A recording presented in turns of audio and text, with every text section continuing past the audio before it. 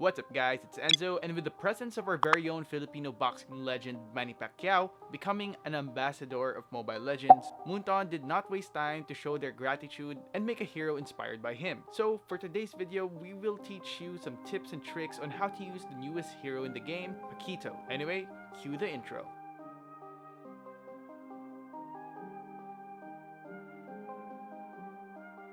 Before we start, let me just say that Paquito is not a very unique fighter. He has some similarities to other fighter heroes in the game like Cho and Badang. But what makes him very special is that he can be so aggressive. With the help of his skills and his passive, Paquito can also be difficult to use at first, but with practice, surely you will become good at playing Paquito. After using Paquito several times, I learned that he can be a good asset to a team because of his ability to deal massive damage. Aside from that, he is a reliable offlaner because he has these skills that are very effective in one-on-one situations. So without further ado, let's start with his preparations. First is for his emblem configuration. I personally recommend that you use an assassin emblem when using Paquito. It can boost your damage ability and will make Paquito a very good killer. The assassin emblem consists of level 3 agility that will give you plus 6% of movement speed that can help you chase down enemies or escape possible ambushes. Also, it consists of level 3 invasion for you to have extra 6 points of physical penetration. And lastly, the high and dry for the talent. This talent is best on one-on-one situations, so it will make Paquito a perfect offlaner hero. You can also use the fighter emblem for Paquito if you want to be a bit more durable and to have extra lifesteal and spell vamp ability, but definitely I think the assassin emblem just makes more sense because Paquito is more of an assassin type of a fighter. Next is for his spells. I recommend that you use Flicker or Purify even though Paquito can be so agile and can be a pain in the ass to kill. But do take note, he is very squishy for a fighter and can be killed easily when crowd controlled or held by the enemies. That's why it's always wise to choose one of these spells to help you dodge some of the enemy's skills. Lastly, for the preparations is the crucial part, which is the item build. As of now, there are so many builds that you can choose when using Paquito. It is still very early to say that the builds are better than the others, but I will give you a build that I personally recommend and I will explain the reason why I chose those items for Paquito. The first is for his boots. I always look in the lineup of the enemies before choosing my boots. When I have enemies that rely on physical damage, I will choose the warrior boots for extra physical armor.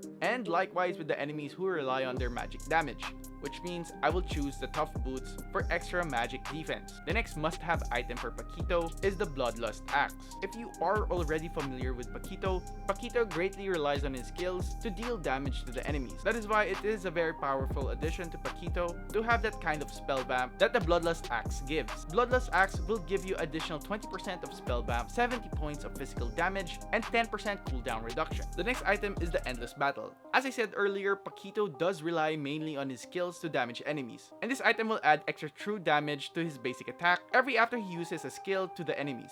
Aside from that, he can get a lot of stats on this item like the physical damage, mana regeneration, HP, cooldown reduction, movement speed, and of course, the lifesteal ability. The next items are the Blade of Heptasis and the Blade of Despair.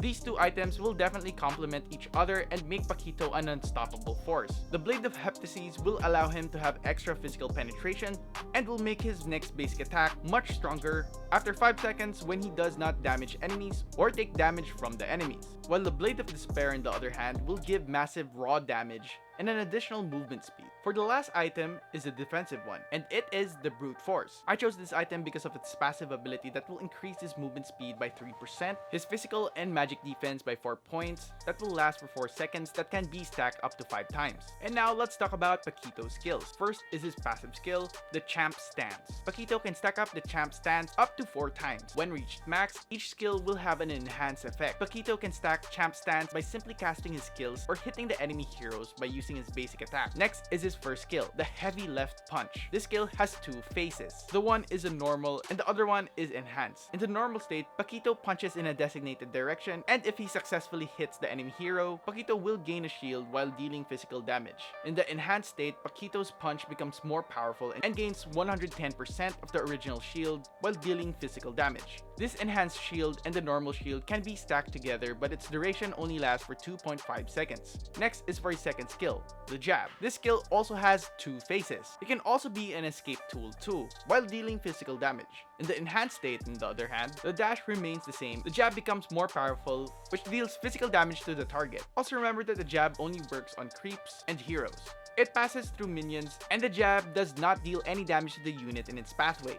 Next is his ultimate skill, the Knockout Strike. In the normal state, Paquito releases an elbow strike to deal damage to all enemies, then pushes the enemies towards the target location and swings a haymaker while dealing physical damage and slowing them for 1 second by 75%. Paquito returns backwards after releasing his elbow strike. In the enhanced state, the push effect remains the same, but now Paquito throws an uppercut and knocks up enemies while dealing physical damage. For the combo, you can use the 2-3-2-1 or the 3-3-2-1.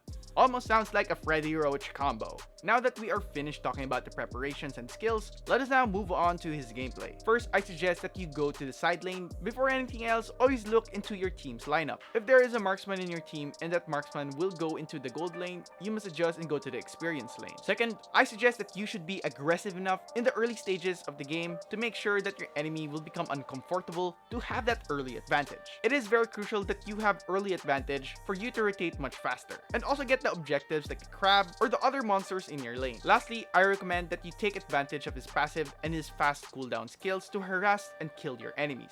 Be generous with using his skills and don't hesitate to use them if you can. And that pretty much ends today's video. Always remember that this is a guide on how to use Paquito efficiently, but the best teacher that we recommend you is experience. So play a lot and pretty much just learn from every game.